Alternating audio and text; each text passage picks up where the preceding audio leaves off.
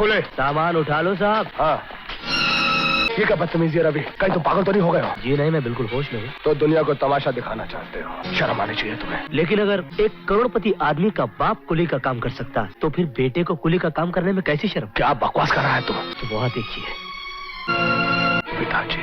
बाबूजी, वाकई ये बहुत ही शर्म की बात है। बरसों से जो आपने झूठ का पर्दा डाल रखा था, आज वो खुल गया। आज आपको पता चल गया होगा कि मेरे बदले हुए रवैये की वजह क्या है। आ जाओ भाई, दरवाजा खुला है।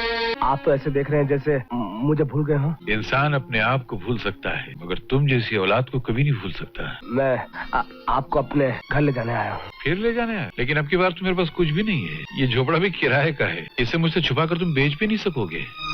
लगता है आप अपनी पुरानी बातों का बदला अब तक मुझसे ले रहे हैं। नहीं जी, मैं क्या, मेरी औकात क्या। ये बूढ़ा गरीब कुली शहर के इतने बड़े सेठ से क्या बदला लेगा? कि आप पुरानी बातों को भूल जाइए और हमारे साथ घर चलिए। क्यों, घर के नौकर काम छोड़कर चले गए हैं क्या, जो हम लोगों को लेने आई हो? पिताजी, झूठ मत बोलो, मैं तुम्हारी रग रग से वाकिफ हूँ। साफ बताओ कि तुम्हारा मकसद क्या है। तो साफ साफ सुनिए, रवि को आप लोगों के बारे में पता चल चुका है कि हम लोग मरे नहीं, जिंदा हैं। और वो हमसे दूर हो चुका है। इस दुनिया में इंसान को अपने कर्मों का हिसाब यहीं पूरा करके जाना पड़ता है। ये तो एक दिन होना ही था। या तो आप घर चलिए या फिर ये रखकर कोई ढंग का घर खरीद कर अच्छी जिंदगी गुजारने की कोशिश कीजिए। तुम्हारी सारी जिंदगी गुजर गई, तुम अब तक रिश्वत और बेईमानी की दलदल से बाहर नहीं आए। खुद का घर टूटने लगा तो रिश्वत मुझे घर दिलाने चले आए, और रिश्वत भी देने आए किसको? इस गंगाराम को, जिसको जवानी में कभी पैसे की तमन्ना नहीं थी। उस बुढ़ापे में क्या करेगा? जिसका सारी जिंदगी एक ही उसूल रहा है कि इंसान के पास सिर्फ इतना पैसा हो कि वो 2 वक्त की रोटी इज्जत के साथ कमा कर खा सके। जहाँ पैसा रोटी की हद से बढ़ गया, वहीं इंसान बेईमानी के दलदल में गड़ गया। चले जाना से,